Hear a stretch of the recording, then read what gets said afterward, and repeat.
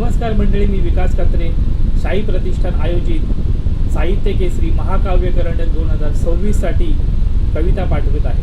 माझ्या कवितेचं शीर्षक आहे फक्त कविता नाहीत या माझ्या. तर सादर करतो. फक्त कविता नाहीत या माझ्या, आहेत मनातील भाव, कधी पडाल प्रेमात याच्या लागणार नाही ठाव. फक्त कविता नाहीत या माझ्या, आहेत अनुभवाचे बोल, एक साधन व्यक्त करण्या, निखळ मैत्री आणि नातं सखोल.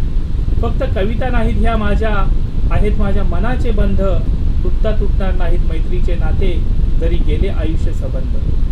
फक्त कविता नाहीत ह्या माझ्या, आहे प्रेरणा आणि बळ, कितीही संकट असली तरी आत्मविश्वास देते बळ. फक्त कविता नाहीत ह्या माझ्या, आहेत हे भावपूर्ण शब्द माझे, आज सार्थक झाले या शब्दाचे, सादर करून कवी संमेलनात काव्य माझे.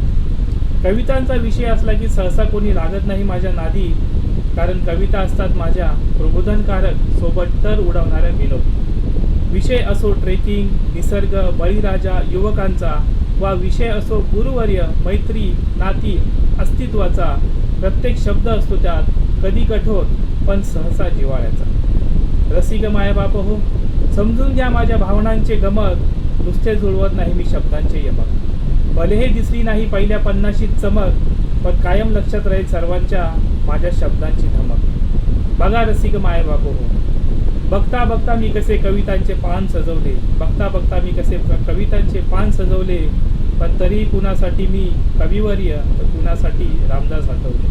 तर कधीही कुणासाठी मी कविवर्य, कुणासाठी रामदास आठवले. असो ज्याचा त्याचा प्रश्न, ज्याचे त्याचे प्रारब्ध, ज्याचा त्याचा प्रश्न, ज्याचे त्याचे प्रारब्ध.